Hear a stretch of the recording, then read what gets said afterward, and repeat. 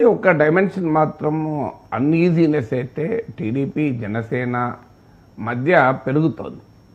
ఈ అన్ఈజీనెస్కు అనేక కారణాలు ఉన్నాయి. ఇటీవల కారణం ఏంటంటే మీకు ఈ ఉప ముఖ్యమంత్రి గోలా, ఉప ముఖ్యమంత్రిగా లోకేష్ ఇవ్వాలి అనే దశ నుంచి మొదలై అసలు ముఖ్యమంత్రి ఇవ్వాలి అనే దశ దాకా వెళ్ళింది.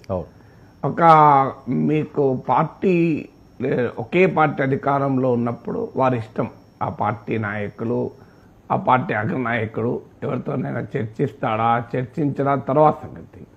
కానీ నీవు ఒక కూటమిగా ఉన్నప్పుడు తెలుగుదేశానికి నెంబర్స్ ఉండొచ్చు, తెలుగుదేశం నాయకుడే ముఖ్యమంత్రి కావచ్చు, తెలుగుదేశానికి ఆ హక్కు ఉంది.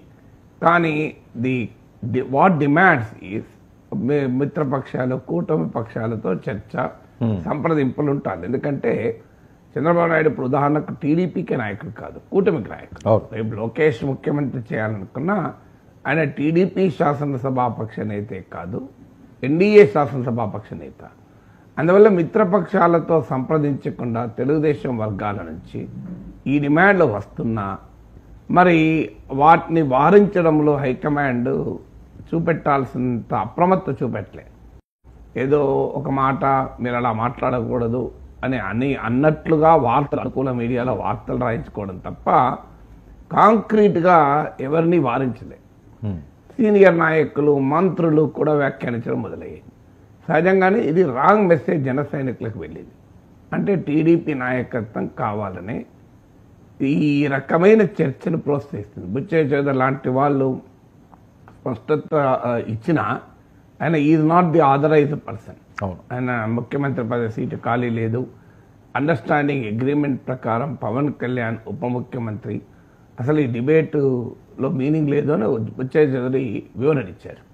కానీ ఆ మాట అనాల్సింది వాస్తవంగా లోకేష్ అనాలి.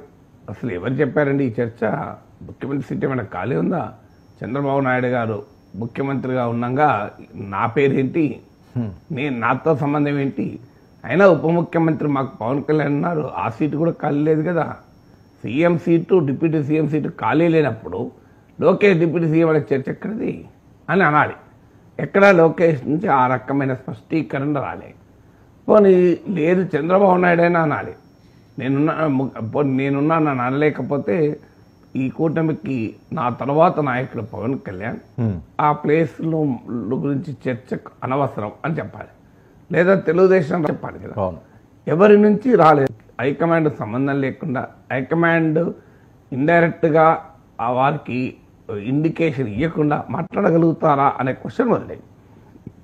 ఇది జనసేన శ్రేణుల్లోనే ఒక రాంగ్ సెంటిమెంట్ సిగ్నల్ పోయింది. బహుశా పవన్ కళ్యాణ్ కూడా అండర్స్ట్ ఫీల్ అయి ఉంటాడు. ఎందుకంటే ఈ కూటమి ఏర్పడినప్పుడు ఉన్న అవగాహన ఏంటి, చంద్రబాబు నాయుడు నాయకుడు, పవన్ కళ్యాణ్ ఉప నాయకుడు. ఇప్పుడు లోకేష్ అనే చర్చ ఎందుకు వచ్చింది? తెలుగుదేశం పార్టీ ఒకే క్రియాశీలకంగా చంద్రబాబు నాయుడు లేని సమయంలో ఈ కూటమికి తెలుగుదేశం పార్టీకి మాకు నాయకుడు కావాలి కదా అని టీడీపీ శ్రేణులు అనుకుంటున్నాయి. దానికి పరిష్కారంగా తెలుగుదేశం అధ్యక్షుడు చేయొచ్చు, మొత్తం పార్టీ మొత్తం లోకేష్ చేతిలో పెట్టచ్చు. పార్టీని ఆయన నడిపితే అధికార కూటమికి నాయకత్వం వేస్తున్న పార్టీ నాయకుడు సహజంగానే రాజకీయంగా స్టేచర్ ఎక్కువైపోతుంది కదా.